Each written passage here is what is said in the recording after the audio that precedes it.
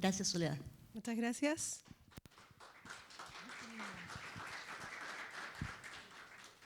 Hola, muchas gracias a todos por estar acá. Como les decían, les vengo a contar un poco la historia de ArcDaily, de Arquitonic, quizás acá conocida como plataforma arquitectura. Antes de empezar, solo presentarme.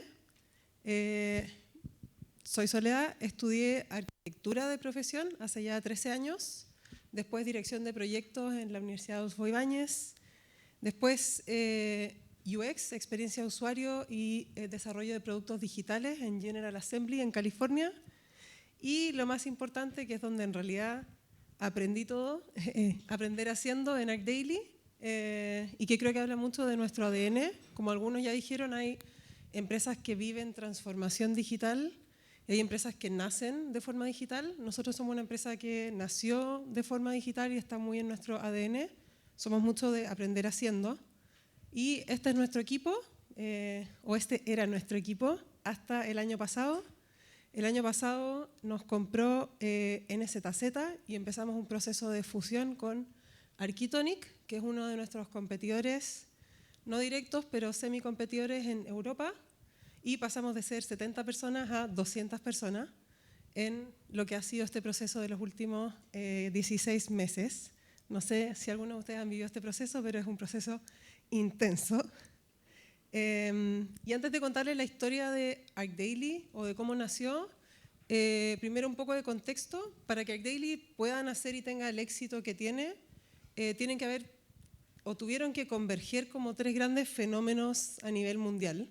El primero es el de la sobrepoblación mundial y tiene que ver mucho con cómo ha sido el crecimiento de la humanidad en los últimos años y cómo tuvo un crecimiento exponencial en lo que ha sido las últimas décadas y cómo se proyecta que este crecimiento siga dándose en los próximos 50 a 100 años. Sobre todo a nivel de ciudades, hace muy pocos años sobrepasamos el 50% de las personas viviendo en ciudades y ya no en zonas rurales. Y se están construyendo muchas ciudades en todo lo que es China, India y África. Y se proyecta que va a seguir creciendo, sobre todo de aquí al 2100 en África. Y la mejor forma de ilustrarlo es esta imagen, que se hizo muy viral en internet hace varios años. Y es que en todo el mundo hay mucha más gente viviendo adentro de este círculo que afuera de este círculo. Y eso habla de muchos problemas o desafíos en el mundo de la arquitectura y en muchas otras industrias, pero tiene que ver con quién diseña estas ciudades, quién diseña estos espacios, quién los hace habitables, quién diseña a nivel de entramado urbano, cómo se integran las distintas clases sociales, cómo se integran las comunas, cómo son los espacios públicos, y qué tipo de conflictos trae el mal diseño de estos espacios y este crecimiento exponencial de ciudades cuando no están bien planificadas. Solo para cerrar el tema de la sobrepoblación mundial, en los próximos 30 años vamos a tener que construir la misma cantidad de ciudades que hemos construido en los últimos 4000 años. Y eso es un gran desafío para ser abordado por, inicialmente, la arquitectura. Esa era nuestra mentalidad cuando empezó ArcDaily en el 2006, pero hoy día sabemos que es muchas carreras y es un desafío que se tiene que solucionar de forma colaborativa. El segundo gran fenómeno que da contexto al nacimiento de ArcDaily es la media e Internet.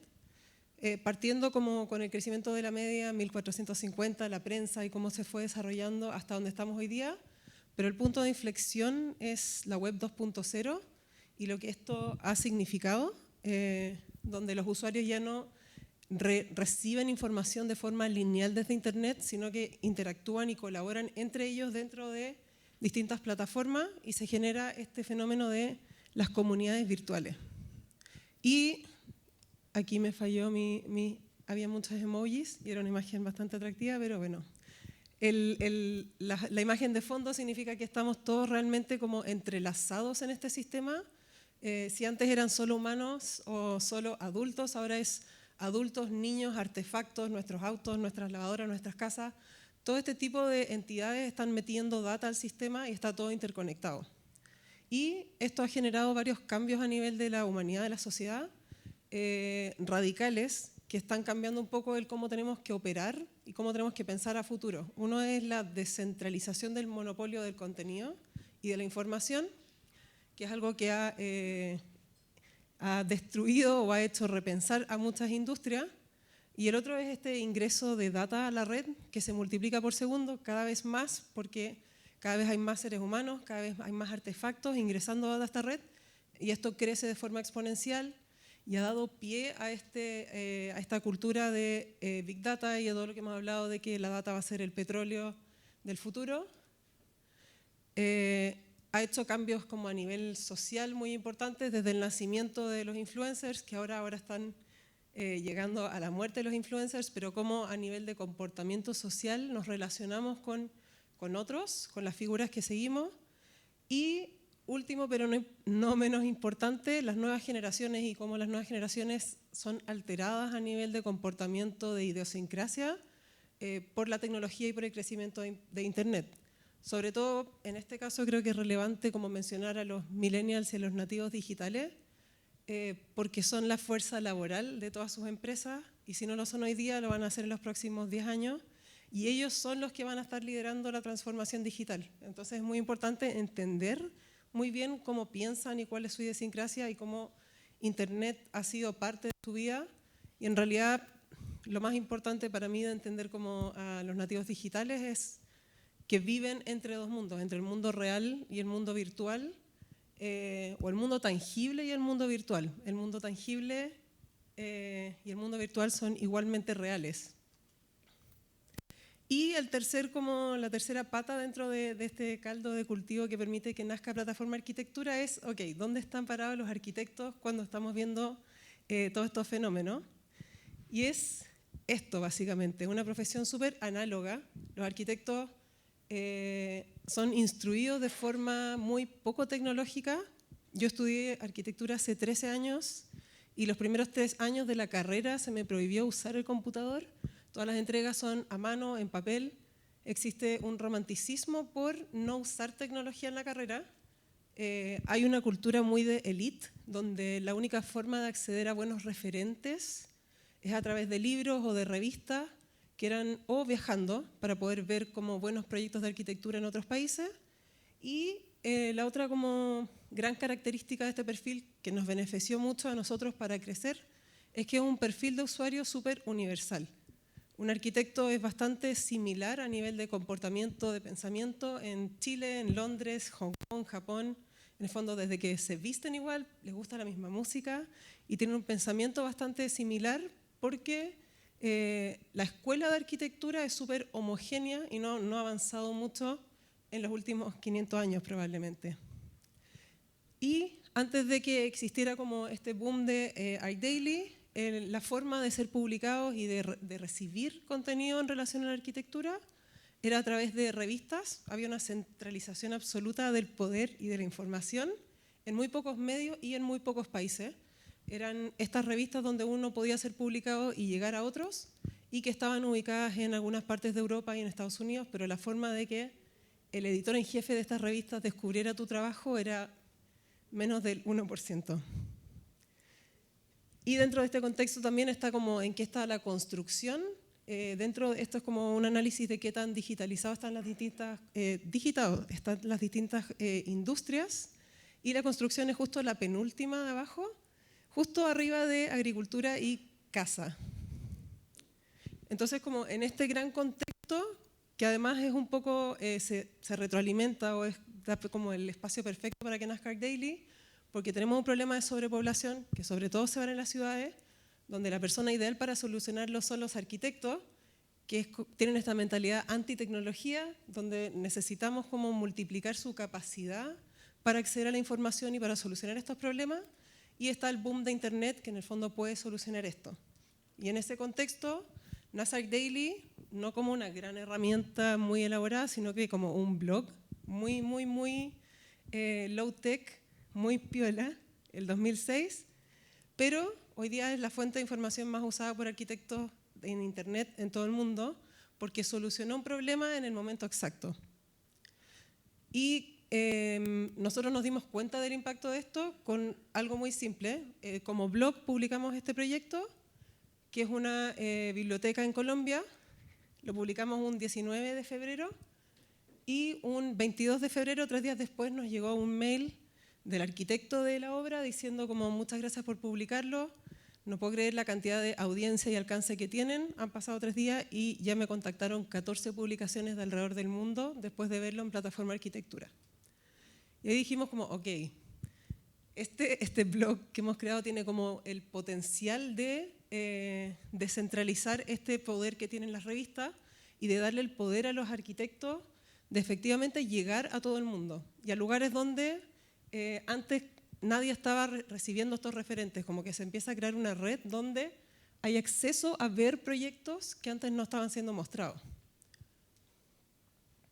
Entonces, como reflexión acá, está el empoderar a los arquitectos a que retomen el control un poco de su propia carrera, de publicar sus proyectos y de ser vistos, y nosotros de ser un canal para que el flujo de la información sea multidireccional. Y entendimos que habían como 2 grandes motivaciones o drivers para los arquitectos. Uno es que quieren inspirarse y ver proyectos en todo el mundo, y el otro es que quieren ser publicados y ser vistos en todo el mundo. Y ahí entendimos que hay como un círculo virtuoso dentro de esta plataforma, porque cuando a un arquitecto le llega un proyecto, lo primero que hace es buscar referentes, y en Track Daily nos da muchos page views, bacán para nosotros. Después empieza a avanzar con el proyecto, tiene dudas sobre cómo resolver una situación constructiva en Track Daily, muchos page views, bacán para nosotros. El plazo de desarrollo de un proyecto puede ser de 1 a 5 años, porque la arquitectura es un proceso complejo, lento y hay muchas burocracias también de por medio. Pero una vez que termina su proyecto, lo manda de vuelta al Daily porque lo quiere publicar, porque quiere ser visto en muchos países del mundo, y otros arquitectos pueden inspirarse con este proyecto también. Y se empezó a construir, lo que partió como un blog se empezó a transformar en una gran base de datos, y empezamos a entender que teníamos que construir o a enfocarnos en cómo hacer muy asequible esta base de datos. Y empezamos a entender cómo esta diversificación de acceso a buenos proyectos de arquitectura, pero en distintas partes del mundo. Si es que antes en las revistas de Elite solo se publicaban proyectos como este, que es un proyecto que puede ser muy popular en Nueva York por Heatherwick Studio, que saldría en cualquiera de estas revistas de Elite. De repente también se empiezan a publicar proyectos en Indonesia, en Irán, en Chile, y esto empieza a darle visibilidad a la arquitectura de países que antes eran como los underdogs de la profesión, nadie los estaba viendo, nadie estaba hablando de ellos, y esto empieza también como a revolucionar la profesión de la arquitectura, porque los arquitectos que solían ser publicados estaban viendo mucho de lo mismo, y esto les empieza a abrir la mente a se pueden hacer otras cosas con otro tipo de materiales y soluciones mucho más ingeniosas, porque además los países que solían no ser publicados, Chile, Indonesia, Irán, suelen tener como soluciones constructivas mucho más ingeniosas y mucho más creativas porque tienen escasos recursos y muchas más libertades a nivel de gobierno y de regulaciones. Y entonces en esto nos enfocamos 100% en herramientas y en cómo a nivel de producto optimizar la experiencia de usuario para que la mayor cantidad de arquitectos puedan acceder a esto de una forma sin fricción.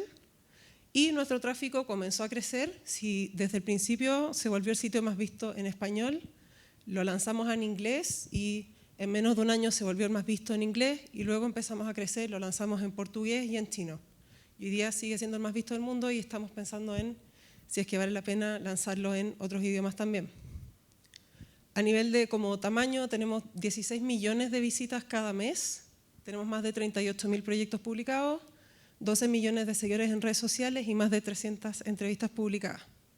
Y eso es como hasta ahora cómo ha revolucionado un poco la industria y dónde está, y hacia dónde va un poco. Si nos hemos enfocado hasta ahora en desarrollar herramientas, inspiración y conocimiento y ser este canal entre arquitectos, hoy día mismo estamos pensando en cómo incluimos a todos los otros actores de la cadena en los proyectos. Hoy día estamos muy enfocados en arquitectos y a los fabricantes, y tenemos a los fotógrafos también como parte de esta comunidad. Entendemos que podemos crecer muchísimo a nivel de tráfico de usuarios y potencialmente modelo de negocio si es que involucramos a todos los otros actores de la cadena, como a los constructores, a los ingenieros estructurales, ingenieros en climática, diseñadores de interiores, diseñadores de paisajismo, etc. Y eso es un proyecto que estamos explorando desde principio de año.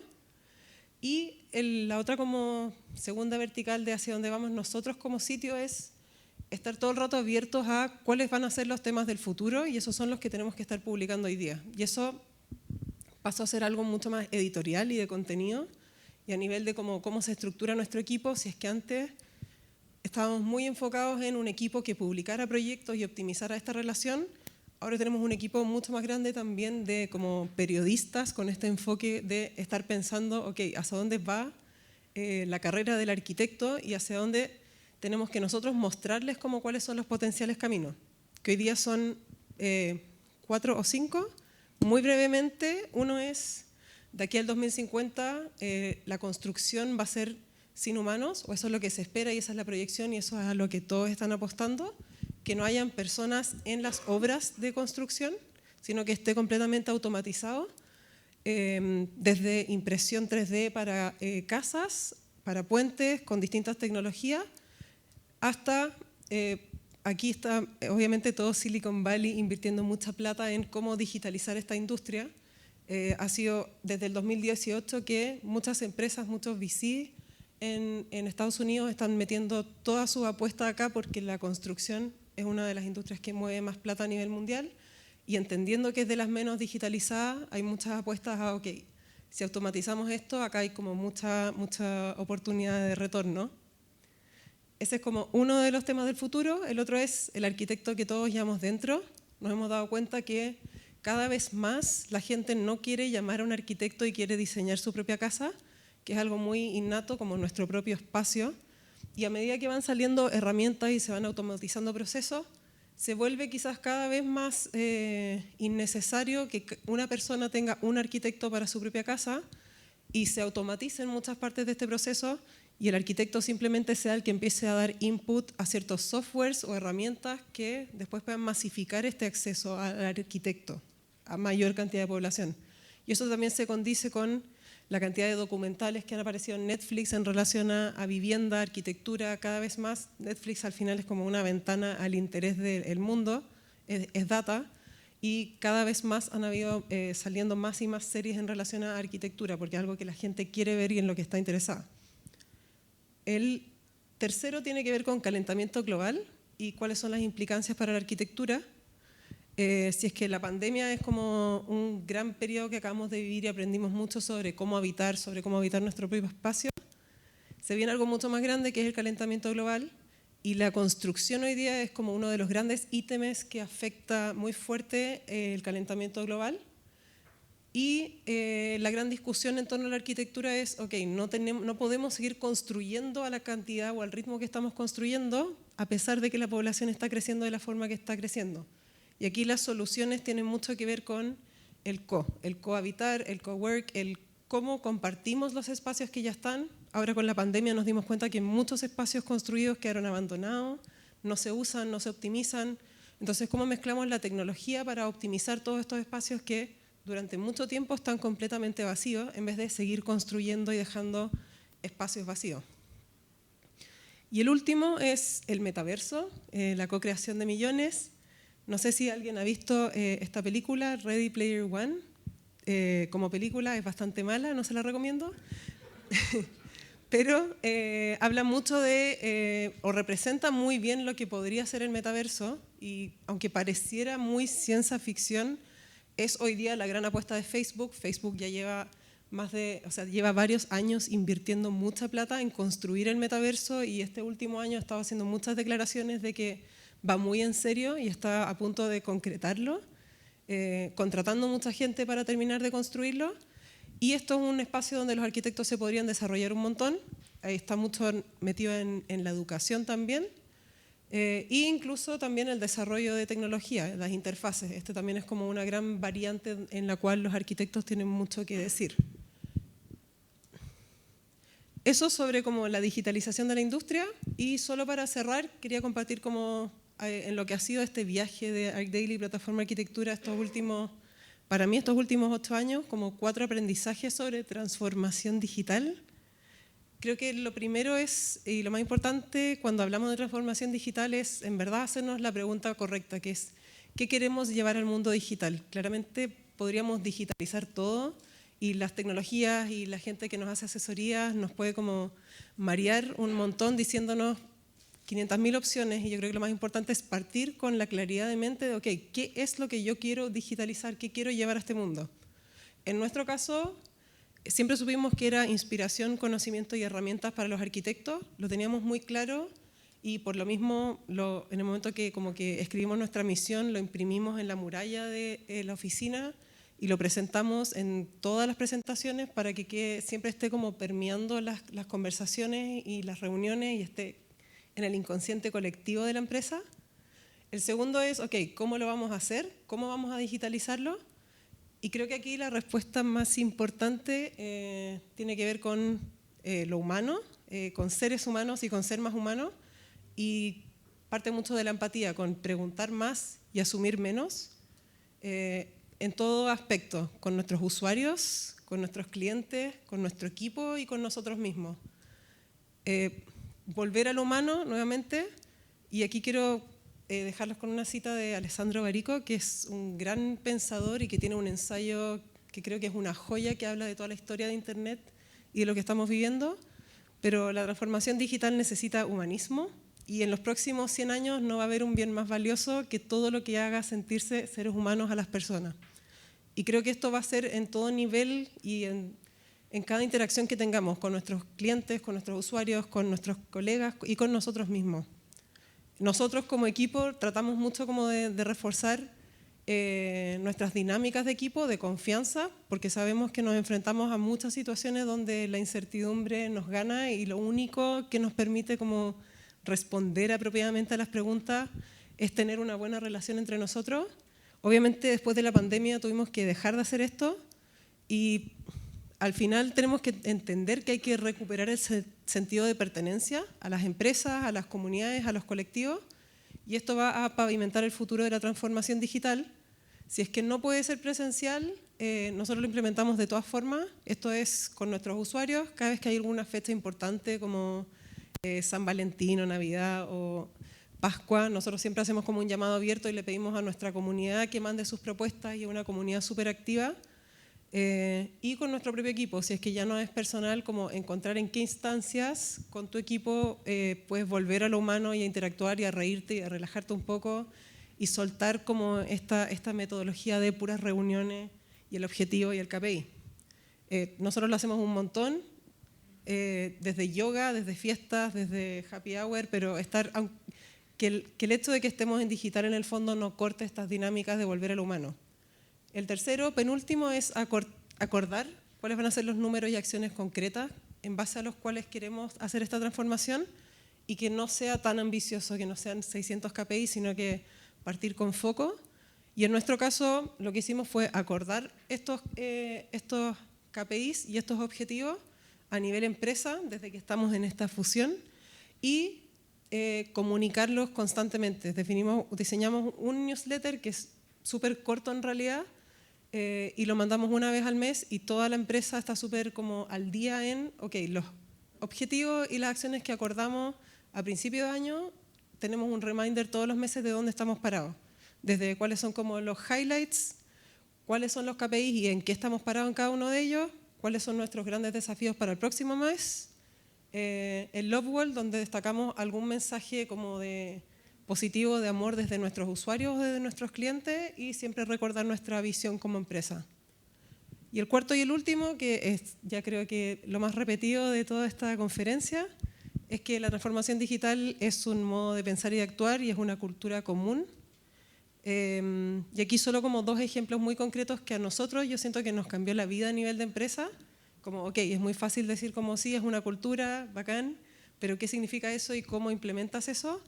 Yo creo que esto que se ve muy piola, y nosotros nunca entendimos el impacto que iba a tener cuando lo implementamos en el equipo de producto, es parte de una metodología de priorización que se llama ICE, que se basa en impacto, confidence y ease, y para todas las cosas que queremos desarrollar decimos le ponemos un puntaje para cada una de estas, pero para impacto o para confidence teníamos esta rueda que va desde el 0 hasta el 10 de cuánta confianza tenemos en cada uno de los features que queremos priorizar como empresa. Y lo interesante que empezó a pasar es que desde el 1 para allá están todas las cosas que antes de como la mentalidad de transformación digital solían priorizarse mucho, que es la opinión del fundador, la opinión del gerente. Hay mucha gente del equipo que cree que podría funcionar. algunos estimados y plan, anecdotal evidence, como a tal empresa le funcionó, que es bacán, ok, a Spotify le funciona, pero ¿en qué contexto, en qué momento, con qué equipo?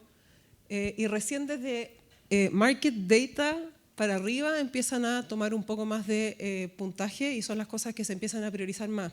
Y cuando empezamos a comunicar esto a nivel empresa de, ok, así priorizamos, y la gente empezó a entender que sus proyectos empezaban a irse cada vez más abajo de la lista porque la mayoría estaban basados en opinión, estimado, thematic support, muchos equipos empezaron a decir, ok, si esta es la forma en la que el equipo de producto está priorizando, vamos a hacer un test entre nosotros, y volvían con nosotros y decíamos, tenemos esta idea, ya hicimos un test. O tenemos esta idea y ya tenemos user y customer evidence. Y empezamos a entender que solo como con esta pequeña herramienta, mucha gente empezó a implementar cosas y como que empezó a cambiar el mindset.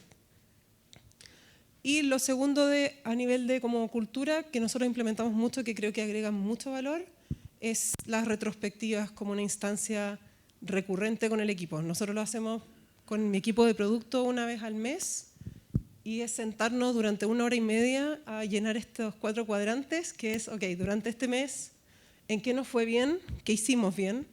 ¿Qué hicimos mal? Cosas que queremos celebrar y ideas. Y lo hablamos durante 1 hora, y durante la próxima media hora cerramos como acciones o plan de acción para taclear las cosas que se pueden mejorar. Y esto es como una mejora constante porque lo hacemos todos los meses y vamos haciéndole como follow-up. Así que en resumen, los 4 aprendizajes: hacerse la pregunta correcta, efectivamente, ¿qué nos queremos llevar? Con el foco correcto. ¿Cómo lo vamos a hacer? Yo creo que es muy desde el lado humano. Establecer números o acciones concretas y entender que es una cultura, un modo de pensar y actuar a nivel empresa. No es un proyecto de equipo aislado, no es un stack tecnológico y no es una asesoría de 6 meses. Y eso. Muchas gracias, Soledad.